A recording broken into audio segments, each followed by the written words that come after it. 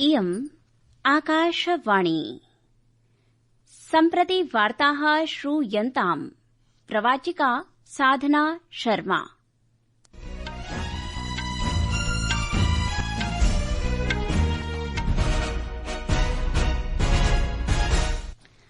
आदौ मुख्याः वार्ताः। प्रधानमन्त्री नरेन्द्र मोदी सिंगापुरस्य प्रधानमन्त्रिणा लॉरेन्स वोंग इत्यनेन सह वार्तां करोति। भारतस्य सिंगापुरस्य च मध्ये 5 सन्धिपत्राणि हस्ताक्षरितानि। कृषिमन्त्रिणा शिवराज सिंह चौहानेन पञ्जाबे जलौघस्थितिः समीक्षिता। वृष्टिजलौघयोश्च कारणात् जम्मूकश्मीरे रेलयानानां सेवा स्थगिता। अपि च अमेरिकी ओपन टेनिस स्पर्धायाः पुरुषयुगल उपान्त्ये यूकी भाम्बरी माइकल वीनसस्य च युगलस्य साम्मुख्यं ब्रिटिश युगलेन नील स्कुब्स्की जो सलिसबरी इत्यनेन सह भवति।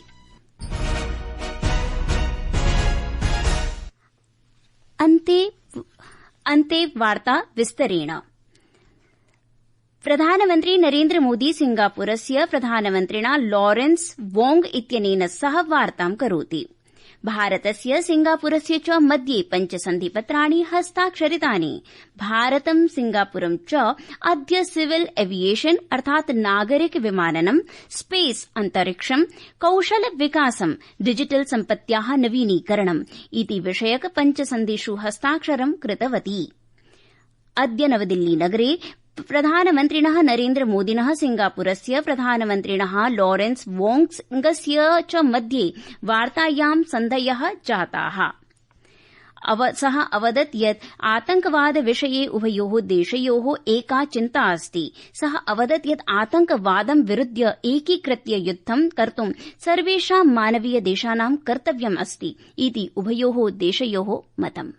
In a world by great uncertainty and turbulence, the partnership between India and Singapore becomes even more important because this is a partnership rooted in shared values, mutual respect, and a deep reservoir of trust. We can draw strength from our shared history and the friendship and trust between our peoples. And together we can strengthen resilience, seize new opportunities, and contribute to stability and growth in our region and beyond.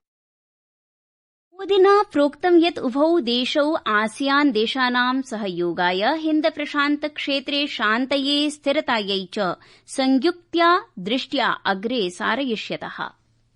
पदभार संभालने के बाद प्रधानमंत्री Wong की पहली भारत यात्रा पर मैं उनका हार्दिक स्वागत करता हूं। यह यात्रा और भी विशेष है क्योंकि इस वर्ष हम अपने संबंधों की 60वीं वर्षगांठ मना रहे हैं। पिछले साल मेरी सिंगापुर यात्रा के दौरान हमने अपने संबंधों को कॉम्प्रिहेंसिव स्ट्रेटेजिक पार्टनरशिप का दर्जा दिया था। इस एक वर्ष में हमारे संवाद और सहयोग में गति और गहराई आई है। आज साउथ ईस्ट एशिया क्षेत्र में सिंगापुर हमारा सबसे बड़ा ट्रेड पार्टनर है।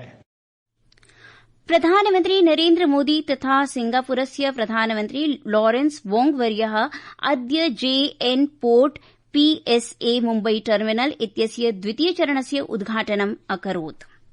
पञ्जाब राज्यस्य कृषिमन्त्री शिवराज सिंह चौहानः कृषिकार्यमन्त्री गम्भीरतया जलप्लावितस्य सीमराज्यस्य वर्तमानस्थितिम् अवलोकयितुं पञ्जाबराज्यं प्राप्तवान्।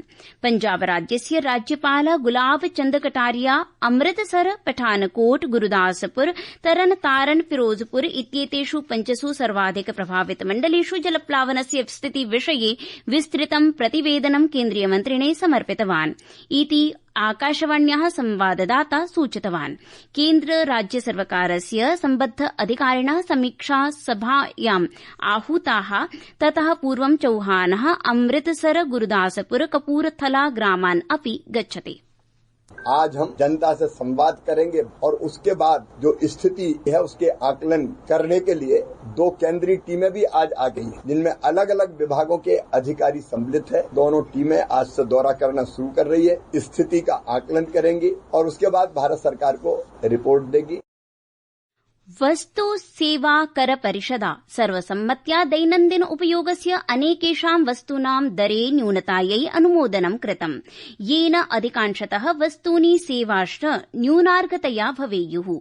परिषद अप्रत्यक्ष कर प्रणाली 5%, 12%, 18%, 28% च इत्थं चतुस्तरीय संरचनायाः सरलीकृत्य 5%, 18% च द्विस्तरीय संरचना कृता।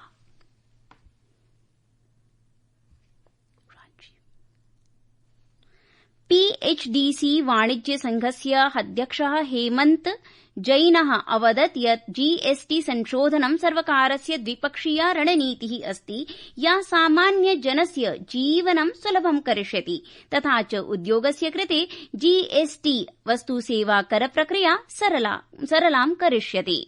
जो प्रधानमंत्री ने सोचा उसको इतनी जल्दी इम्प्लीमेंट कर दिया, ऐसा सोचा नहीं गया था, बट जो स्पीड ऑफ इम्प्लीमेंटेशन का बहुत की था। फेस्टिवल सीजन आ रहा है, लोगों के हाथ में पैसा होगा, तो I see this as a great incentive for the common man. और दूसरा, इंडस्ट्री के लिए इनको सिंप्लीफाई करना है। इससे प्रयास है कि ईज ऑफ डूइंग बिजनेस में इंडिया आगे बढ़े, तो ये जीएसटी के जो रिफॉर्म रहे हैं इसमें ईज ऑफ डूइंग बिजनेस के अंदर भी काफी सहयोग रहेगा। इतरं भारतस्य एसोसिएटेड वाणिज्य उद्योग संघस्य महासचिवः मनीष सिंगलः अवदत् यत् जीएसटी वस्तु सेवा कर संशोधनेन नूतने देशे उत्पादनं निवेशं च वर्धिष्यते। उत्पादन बढ़ेगा, इन्वेस्टमेंट बढ़ेगा, तो वो सारा भारत में बढ़ेगा। तो उस हिसाब से भारत में जब ज्यादा चीजें बनेंगी तो हम आत्मनिर्भर भी बनेंगे और हमारे आम आदमी के पास हाथ में ज्यादा पैसा होगा, तो उससे वो अपनी डेली लाइफ में आसानी ला सकते हैं। एक तरफ सरकार डिजिटलाइजेशन कर रही है जिससे काफी आसानी आई है, और दूसरी तरफ हर आदमी की लाइफ इजी हो जाती है। संस्कृत वार्तायाः संस्करणम् इदानीम् आकाशवाणीतः प्रसार्यते। समम् एव अयं कार्यक्रमः आकाशवाण्याः www.newsonair.gov.in वेबसाइट इत्यत्र अथ news on AIR mobile app इत्यत्र अपि उपलब्धो भविष्यति। तमालेन विलासवस्तुभिश्च सह विशिष्टवस्तूनां कृते अतिरिक्तः स्तरः प्रवर्तितः। नवदिल्ली नगरे वस्तु सेवा कर परिषदः सम्मेलनस्य अनन्तरं प्रसारमाध्यमान् सम्बोधयन्ती केन्द्रीय वित्तमन्त्री निर्मला सीतारामणः अवदत् यत् नूतनानि मूल्यानि अस्य मासस्य 22 दिनाङ्कात् नवरात्र्याः प्रथमदिवसात् प्रवर्तन्ते इति, येन स्वातन्त्र्यदिने प्रधानमन्त्रिणः नरेन्द्र मोदिनः जीएसटी कृते दीपावली उपहार प्रतिज्ञां पूरयति। जम्मू कश्मीरे स्थानीय ऋतु विभागेन अद्य ऋतुविषये पूर्वानुमानं कृतम्। तेन प्रोक्तं यत् सामान्यतः अद्य मेघाच्छादनं भविष्यति। केषुचित् स्थानेषु मन्दात् मध्यमा वृष्टिः गर्जनेन सह बिन्दुः पतिष्यति। राजमार्गे केषुचित् स्थलेषु भूस्खलनं जायमानमस्ति, अपि च प्रस्तराणि पतन्ति। अस्मात् कारणात् एव जम्मूकटरयोः प्रारब्धाः 4 रेलयानानां सेवाः स्थगिताः। केन्द्रीय कृष्णांगारस्य तथा खनिजस्य मन्त्री जी किशन रेड्डी अघोषयत् यत् भारते गृहोद्योगानां याचनां पूरयितुं खनिज व्यापारः परिवर्तिष्यते।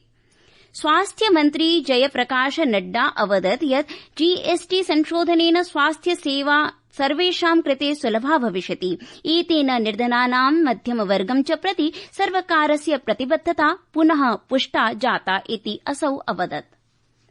केन्द्रीय उपभोक्तृ खाद्य तथा लोक वितरण एवं नवीन तथा नवीकरणीय ऊर्जा मंत्री श्री प्रहलाद जोशी अद्य अत्र विक्रयणार्थं केन्द्रीय भण्डारस्य च मोबाइल वैन इत्यस्य ध्वजं कृत्वा पलाण्डूनां विक्रयः 24 रूप्यकाणि प्रति किलोग्राम इत्यत्र भविष्यति। अतः न्यूनमूल्यं जातम्।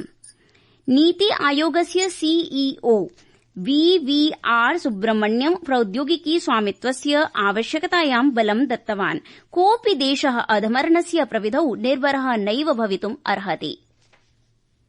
अमेरिकी ओपन टेनिस स्पर्धायाः पुरुष युगल उपान्त्ये अद्य सायं यूकी भाम्बरी माइकल वीनसस्य युगलस्य सामुख्यं ब्रिटिश युगलेन नील स्कुप्स्की जो सेलिसबरी इत्यनेन सह भविष्यति। पुरुषैकल नोवाक जोकोविचः श्वः उपान्त्ये स्पेनस्य कार्लोस अल्काराजेन सह क्रीडिष्यति इति वार्ताः।